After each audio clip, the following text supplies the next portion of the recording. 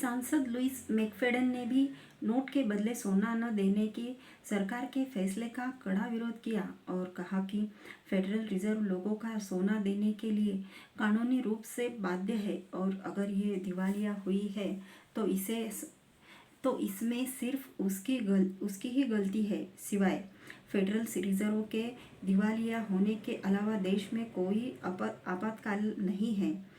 McFadden ने यह भी कहा कि लोगों का सोना उन्हें लौटाकर फेडरल रिजर्व को अपना कर्ज उतारना चाहिए, क्योंकि ऐसा कोई भी कारण नहीं दिखता कि आम जनता अंतर्राष्ट्रीय बैंकर्स द्वारा खेले गए जुए का भुगतान करे। लोगों से लूट तो हुई, पर सोने के आधार पर पैसा बनाना मूर्खता ही थी, जो कम से कम खत्म तो हुई, क्योंकि पैसा उतनी मात्रा में बनना चाहिए जितनी आवश्यकता हो और सोने का आधार उसे रोकता था।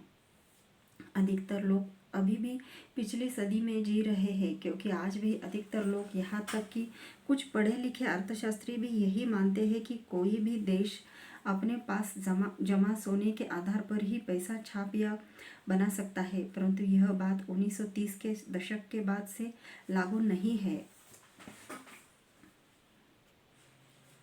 सोने और गोल्ड स्टैंडर्ड का पूरा रहस्य अगली पुस्तकों में विस्तार से समझाया जाएगा।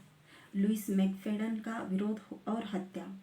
लुइस मैकफेडन ने बैंकर्स के विरुद्ध बोलने की कीमत अपनी जान देकर चुकाई। 10 जून 1932 को उन्होंने एक बयान दिया, चेयरमैन महोदय, हमारे देश में दुनिया का सबसे भ्रष्ट संस्थान है। मैं बात कर रहा हूँ फेडरल रिजर्व बोर्ड और फेडरल रिजर्व बैंक के बारे में। कुछ लोगों को लगता है कि फेडरल रिजर्व बैंक अमेरिकी सरकार का संस्थान है, पर ऐसा नहीं है। फेडरल रिजर्व द्वारा अपनी शक्तियों को छुपाने के हर संभव प्रयास किए गए हैं, लेकिन सच्चाई यह है कि फेडरल रिजर्व ने सरकार को कब्जा लिया है।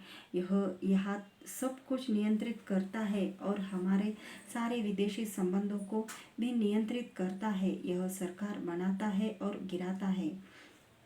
1933 में मैकफेडन ने फेडरल रिजर्व के प्रबंधक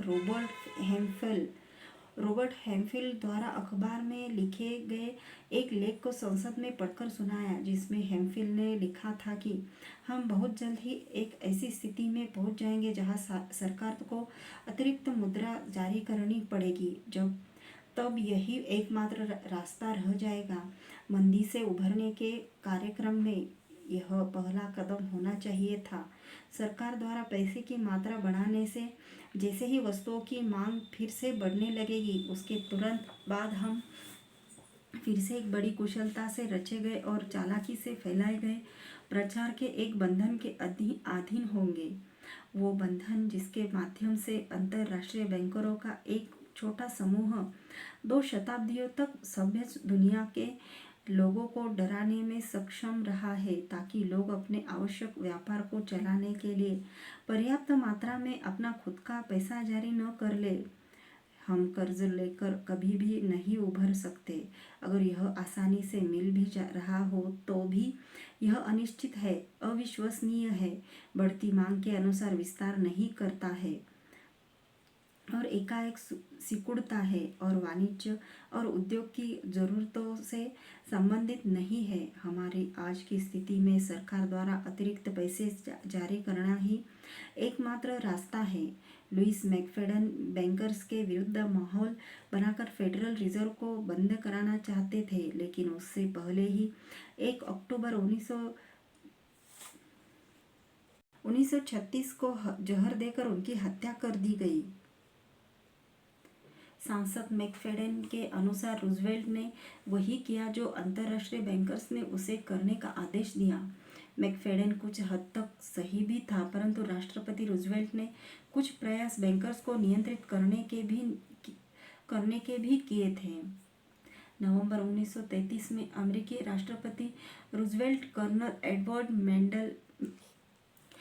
मेंडल हाउस, जो कि वुडरो विल्सन का प्रमुख सलाहकार था, को एक पत्र में लिखते हैं पूरे मामले की वास्तविक सच्चाई। जैसा कि आप और मैं दोनों जानते हैं कि एंड्रयू जैक्सन के समय से ही बड़े केंद्रों में बैठा एक वित्तीय अंग सरकार का मालिक रहा है। आज अमेरिका फिर से बैंकों के साथ वही युद्ध लड़ रहा है जो जैक्सन ने लड़ा था, और यह उससे बहुत बड़ा और व्यापक है। रूजवेल्ट ने वॉल स्ट्रीट लूटपाट और भ्रष्टाचार के खिलाफ सख्त कानून लागू किया। 1933 में ही ग्लास स्टीगल एक्ट पारित किया गया ताकि बैंकों द्वारा खेले जा रहे जुए पर कुछ रोक लग सके। इसके तहत जनता को कर्ज देने वाले साधारण वाणिज्यिक बैंकों को स्टॉक और बॉन्ड में पैसा लगाने वाले इन्वेस्टमेंट बैंकों से अलग कर दिया गया था ताकि बैंकरों को नए स्टॉक बनाकर फिर उसकी कीमत में उछाल करवाकर बेचने से रोका जा सके। बैंकों का या तो वाणिज्यिक बैंक या इन्वेस्टमेंट बैंक बनना था, एक साथ दोनों नहीं। बाद में 1999 में इस एक्ट को निरस्त कर दिया गया। स्टॉक मार्केट में हेरफेर को रोकने के लिए 1933 और 1934 में कानून लग गए और शॉर्ट सेल पर प्रतिबंध लगा दिया गया था। रूजवेल्ट ने 1934 में पुराने फेडरल रिजर्व बोर्ड को भंग कर एक नया बोर्ड बनाया जिसमें 7 सदस्य थे और जिन्हें अमेरिकी राष्ट्रपति द्वारा 14 साल के लिए नियुक्त किया गया था। बोर्ड को 12 फेडरल रिजर्व बैंकों के अध्यक्षों को नियुक्त करने की शक्ति सहित बहुत अधिक शक्तियां दी गई। कुल मिलाकर वॉल स्ट्रीट के फाइनेंसर उससे खुश नहीं थे। रूजवेल्ट ने स्पष्ट रूप से कहा, वे मुझसे नफरत करने में एक मत है और मैं उनकी नफरत का स्वागत करता हूँ। मेजर जनरल स्मेडली बटलर ने अमेरिकी संसद के सामने गवाही दी कि मॉर्गन के नेतृत्व में बैंकर्स द्वारा रूजवेल्ट को मारने की साजिश हुई थी। जनरल बटलर ने कहा कि मॉर्गन के एक एजेंट ने उसे बताया था कि रूजवेल्ट या तो हमसे और अधिक पैसा चाहता है या फिर वह सरकार के पैसे प्राप्त करने के तरीके को बदलना चाहता है और हम कोशिश करेंगे कि वह उस तरीके को न बदले। हेम्फिन ने सरकार को लिंकन के ग्रीन बैंक की तरह ही अपने खुद के पैसे बढ़ाने की सलाह दी थी और पेंटमैन ने बैंकों के राष्ट्रीयकरण की, परंतु यहाँ तक रूजवेल्ट बैंकर्स के विरुद्ध नहीं गया और बच गया। जनरल बटलर के अनुसार उसको मारने की साजिश इसलिए रुक गई क्योंकि उसने सरकार द्वारा अपने पैसे न बनाकर बल्कि बैंकर्स के हिसाब से पैसे उधार लेने का निर्णय किया। मंदी से उभरने के लिए उसने सरकार द्वारा खूब उधार लेकर जनता में खर्च करने की योजना बनाई जिसे डेफिसिट स्पेंडिंग या डेफिसिट फाइनेंसिंग भी कहते हैं। इस तरीके से मंदी तो हट गई परंतु अमेरिका पर कर्ज बढ़ता चला गया। दुनिया के लगभग सभी देश आज इसी कर्ज में डूबे हुए हैं। USA, China, Japan, Germany, UK, India, France, Italy, Brazil, Canada, Argentina, Australia, Belgium, Greece, इन देशों पर बैंकर्स का कर्ज है। अब्राहम लिंकन के खुद के पैसे बढ़ाने के 100 साल बाद एक और राष्ट्रपति ने उनके नक्शे कदम पर चलने की कोशिश की। 4 जून 1963 को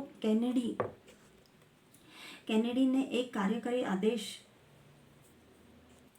11-11-0 पर हस्ताक्षर किए। इस आदेश से अमेरिका के राष्ट्रपति को देश चलाने के लिए कर्ज मुक्त पैसे बनाने का अधिकार मिल गया। उसने फिर फेडरल रिजर्व को अनदेखा करते हुए अमेरिकी सरकार के $4 अरब बनाए जिसकी आज की कीमत $60 अरब लगभग 4 लाख करोड़ रुपए है। एकाएक अमेरिकी अर्थव्यवस्था को जीवन मिल गया। इसके बाद वे फेडरल रिजर्व को ही समाप्त करना चाहते थे परंतु इससे पहले ही उनकी गोली मारकर हत्या कर दी गई। उनकी हत्या के बाद आदेश 11-11-0 को निरस्त कर दिया गया।